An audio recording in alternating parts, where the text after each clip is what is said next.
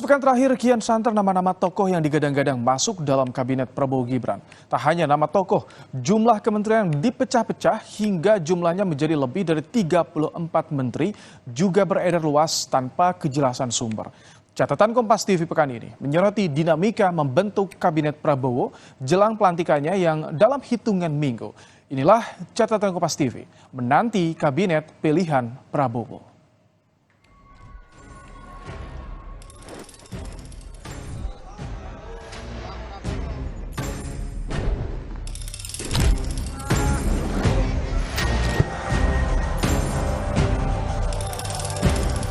Kurang dari sebulan jelang pelantikan Prabowo Subianto dan Gibran Rakabuming Raka sebagai Presiden dan Wakil Presiden, Partai Gerindra kembali buka suara terkait kian mengerucutnya nama-nama yang akan masuk dalam kabinet Prabowo Gibran. Juru bicara Prabowo Dhanil Anzar Simanjuntak membenarkan Asisten Khusus Menteri Pertahanan Syafri Samsudin dan Ketua Komisi 1 DPR Mutia Hafid datang ke kediaman Prabowo di Hambalang pada Jumat 27 September. Santer nama Syafri dan Mutia akan ditunjuk sebagai Menteri Pertahanan dan Menkominfo, Dhanil hanya menegaskan kabinet masih disusun. Beliau kan memang terkait dengan Pak Prabowo, Pak Syafri adalah asisten khusus Pak Prabowo dan selama ini membantu Pak Prabowo di Kementerian Pertahanan. Mbak Mutia kan juga Ketua Komisi 1 adalah mitra kerja Pak Prabowo. Jadi beliau ya sering berdiskusi dengan Pak Prabowo.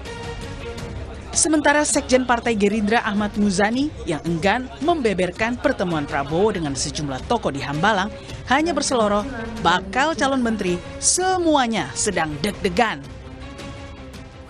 Tapi nama-nama yang udah kesebut sekarang tuh emang benar akan masuk dalam kementerian? Nggak tahu. Pak Sudirman, Pak Jadi sedikit aja. Pokoknya sekarang pada deg-piar. Sebelumnya, Partai Gerindra menebar info jika proses penyusunan kabinet Prabowo sudah mengerucut. Selain soal tokoh, baik itu dari kalangan profesional maupun parpol, Prabowo juga mengkaji soal pemecahan sejumlah kementerian yang mengurusi lebih dari satu bidang. Sehingga besar kemungkinan jumlah menteri akan lebih banyak dari sebelumnya. Ya kan profesional tidak harus dari tidak berarti non partai. Artinya ada orang yang profesional, orang ahli tapi dia bagian dari partai. Artinya ada orang memang ahli di bidangnya tapi dia secara politik terafiliasi dari satu partai politik yang berkoalisi. Ada kementerian yang dipisah, ada beberapa kementerian yang memang jumlah keseluruhan mungkin bertambah dari yang sekarang. Kepastian jumlah menteri bertambah sudah diperkuat dengan disahkannya revisi Undang-Undang tentang Kementerian Negara dalam sidang paripurna 19 September, di mana dalam belait baru pasal 15 tak lagi membatasi presiden dalam membentuk kementerian yang diperlukan untuk menyelenggarakan pemerintahan. Penyesuaian kelembagaan kementerian agar lebih responsif, fleksibel, dan adaptif sesuai dengan kebutuhan zaman. Hal ini dilakukan melalui perubahan norma yang tidak lagi mengatur batasan jumlah kementerian yang dibentuk, melainkan pembentukan kementerian ditetapkan sesuai dengan kebutuhan penyelenggara pemerintahan. Bertambahnya jumlah menteri tentu akan berimbas pada penambahan beban anggaran negara.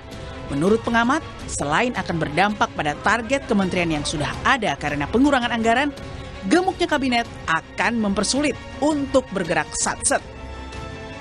Katanya akan digemukkan secara kuantitatif menjadi 44. Itu saja menurut saya sudah jadi problem.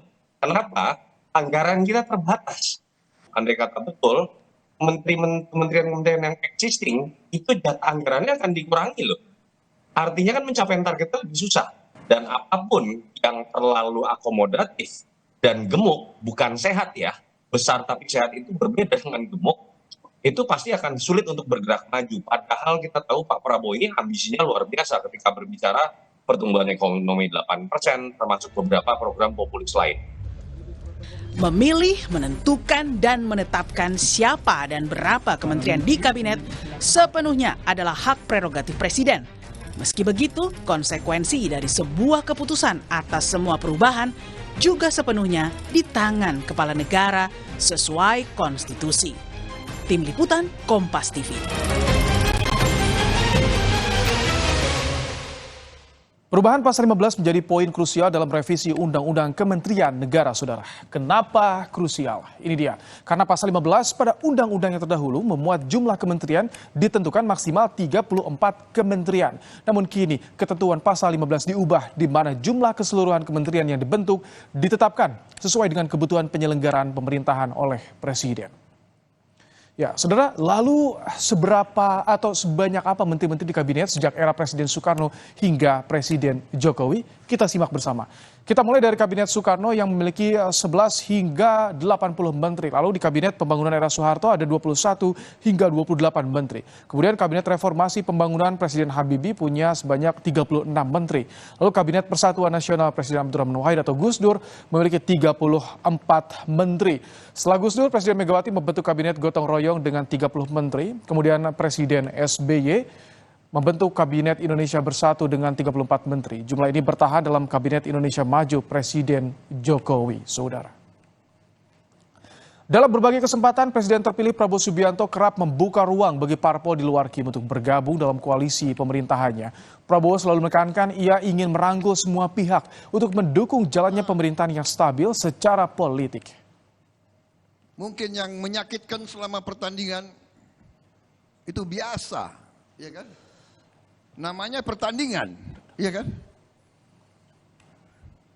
Tidak apa-apa. Yang lebih penting sesudah pertandingan kita harus bersatu bekerja bersama untuk rakyat Indonesia. Memasuki plenar hall dari JCC, kakak mohon berdiri. Demikian catatan Kompas TV pekan ini. Kita jumpa lagi pekan depan.